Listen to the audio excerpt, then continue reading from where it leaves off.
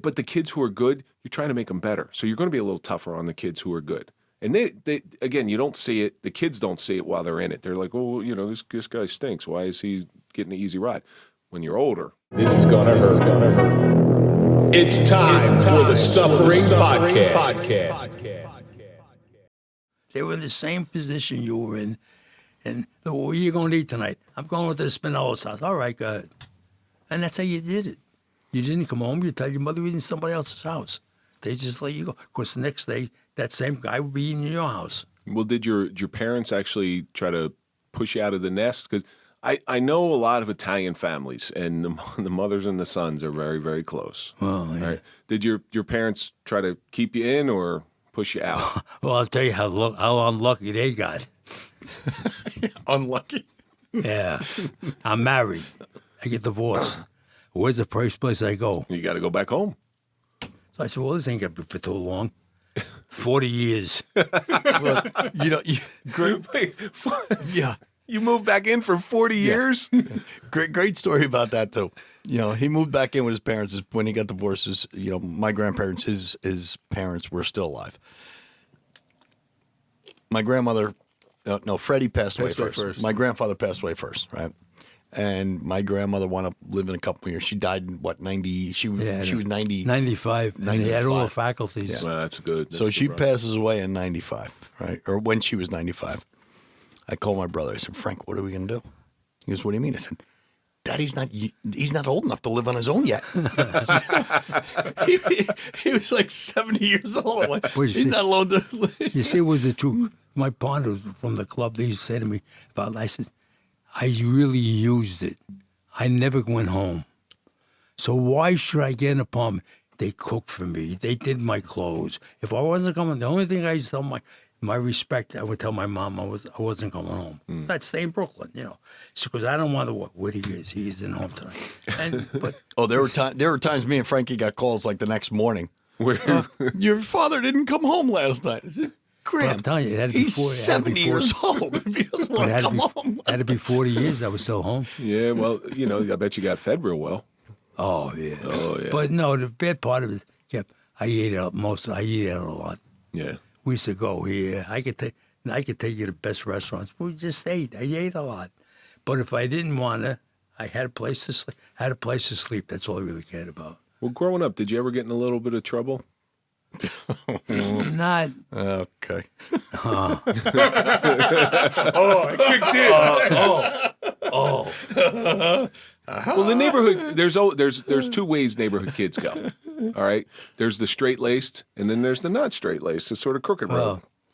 I grew up in a neighborhood where gambling was. I tell people that I'm not ashamed to admit it. If I grew up in a neighborhood they did drugs, I'd probably be a druggie. I loved to gamble. I just liked it. I mean, it's the idea. We lived in the house, and they had a club was called the Full Mooners Club. And that's where you went to the club, and they said, I would play poker for guys who were businesses. My friends would give me the money. I was good. Nothing, and I would say, one day I'm sitting down playing cards. I look at the door. My father. I said, how did he get here? From where I lived. My mother looked down and could see me in the window from the other club. That's all it takes. So I go home. Yeah. So he said, did you learn anything out of this? I said, yeah. I learned not to sit by the window. Sometimes fathers can just give you a look. Well, my father never yelled it, never hit, but you knew what he knew. And I remember he used to drive slow as crazy. Remember yeah. Freddie? We were late. He would come. I had a bitty basketball game when I was younger. And I called my father, tell him what time the game is. He goes, all right. I said, Dad, I got to be there by this time. Okay, yeah, no problem. Everything will be all right. And we had no cell phones. So you just sit there and you wait. And you wait. And you wait. And you wait. It's like game starting in 5 minutes. And you wait. Like you're getting dressed as you go. I see my grandfather. Pulls up to the apartment. We get in. Frankie, my boy. All right, Grandpa, let's go. And then it's just like. He should just got out and ran. Probably could have. His last license plate was BOM, B-O-M. B-O-M, I remember right. B-O-M. I remember that. But you had this entrepreneurial spirit, it was because I know what you've done, what you did later in your life. Was that something about a gambler? You're making good money gambling. You're doing all right. Not having a boss, pulling in some money. Was that where the entrepreneurial spirit started with you? When I got divorced, I got to find something. I paid my wife, gave her the money to send them to college. But how do I live now? I mean, I had a good job. I was a union delegate, too. So my friend from the gym. Union delegate, huh? Western Electric. Yeah. Okay, and you never got in any trouble, huh? Oh, yeah. He puts people out during strikes on TV. Oh, yeah. That's why I said that. I mean, Wasn't that what Henry Hill was? I'm a union Yeah, delegate. Henry Hill's union I delegate. mean, people, I tell them the stories. Thank God people were there. They don't believe it. I've heard some of the old strike stories because the gentleman I knew from his name was Anthony Pirro. So he was something with 825, and he used to tell me about the old strike days and how some scab would win it, cinder block went through the front windshield. Well, I was the liaison between the cops and the union, so I got to be very good friends with the cops. I mean, really, and they would be taking pictures every day because they wanted them given to me later to see who were people who worked there and people who were just strike breakers, and they would come. So we kept it. The one thing is about the Teamsters, they were very, very good with unions. Oh, you were a Teamster? No. No, okay. They would not. I put up a line across the garage where the garbage was. They wouldn't cross it. 2 weeks. They wound up getting secondary injunction to be able to open up the thing. So now the fire department, the police department comes down with a captain, and he, who is this? And I told him, so he puts me on the side and he says to me, here's what we got to do today. We know what the thing, but let us just shout and push you around a little bit, because we got to open it and make it look like. So here's to show you when you're a nobody. Guy next to him says to him, and if you move, he said, I'll split your head open with a bat, with the club, Billy Club. Yeah. So the captain says to him, get on the side over, just mind your own. Well, you both have to save face. Police department has to save face. You have to save face amongst your guys. Otherwise, the whole system crumbles and doesn't work. But from there, did you keep that job for the rest of your life, or did you the union delegate, or did you move No, on? they closed. They moved my job, and I wasn't going to move with it. But that's really was the best thing that happened to me. I loved my job. I actually had an easy job, had a good job. Because he never went. He was at every. We used to call it, like I said, we didn't have cell phones, so we couldn't reach out from on cell phone. We'll call his desk and he'll say, "No, I don't see him around. His books are open. His books are open on his desk, so he's got to be here somewhere." He was like on the way to pick us up to go to our games. See, all you had to do was be like nervy. My bosses knew where I wasn't going. Like I say, union business, so they signed these sheets so they know where you are. I saw them. They used to say, "Where's Frankie going today?" He's going to watch his kids ride their bike. Yeah. I told Michael just the other day, we had to go through Newark. I told my friend, see the stadium over? I saw Michael hit his first home run in Newark, 10 o'clock in the morning. Very nice. But I went because I could do it. Other good people wouldn't, but they wouldn't do it. I did it. Well, I know you instilled that in both your boys. Knowing your boys as well as I do, they're so proud of their kids and they're at everything and they're just supportive of their kids. I have to say that they got that from you. Well, I hope so. But I That's enjoyed it. definitely handed down. See, the people would say to me, "You only go because your kids." I said, "No, I would go if they stunk. I would go just to go." But thank God they were good athletes, so it made it easier. Yeah. But I said I would go anyway. But when you're coaching, that's a whole other thing. When you're coaching your own kids, because I've done it, and I think everybody in here has done it. It's a whole different dynamic because your kids actually take it a little harder on the team than most people. Like, because you don't want to show favoritism, you don't want them showing daddy Well, ball. show you how it is. We're playing one day, hot day. I'm taking kids out of the game. I don't take my son out. Hasbrook Heights, yeah, I remember Hasbrook that. Heights. You don't think of it. He's my son. Heat exhaustion. Yeah, he can handle it. You know, they come to you crying with tears in their eyes. I'm like, shut up, just get back in there. But I didn't think of it. This is my son. He's all right. Yeah. And I was a person. I had one kid, Schultz. Glenn Schultz. He should have never been a football player in a million years. But that's me. We're not gonna bring up names today, though. I come late one day, and this kid's laying on the ground crying. I said, "What happened to you?" I fell down, and they're all jumping all over me, and so I grabbed them all together. I said, "Come here." I said, "You all think you're that good? I'm gonna make his run where he's all fall down, and I'm gonna jump all over you. Why you do that?" The kid was so thin. When we used to have can drives, nobody would do them. The mother came to me and said, "I can't believe this. We're going to be half an hour late for our vacation because my son wants to do the can drive." Yeah, but That's how I was good to the bad kids and tough on the tough kids. right, because you're trying to you realize something when you're coaching kids. It's the kids who may not have the most athletic talent. They want to be part of something. But the kids who are good, you're trying to make them better. So you're going to be a little tougher on the kids who are good. And they again, you don't see it. The kids don't see it while they're in it. They're like, "Oh, you know, this guy stinks. Why is he getting an easy ride?" When you're older, that's when the one of Michael's best friends, he was an end. What was his name? Joe Fedorov. Joe Fedorov. I mean, them names I can mention because the kid hated me. And I used to go to the VFW where we'd play poker on Friday nights. And so his father says to me, he says, "My son can't stand you." So I told him why. He wants to quit. So the father wouldn't make the kid quit. He said, "No." When the kid got older, he comes to the club with Michael. He said, "I want to thank you for being the way I was." I said, "Joe, I knew you were good. But you got to listen. This is the way we set the system up. What you're doing, I don't care if you make one tackle. You force him to go the other way."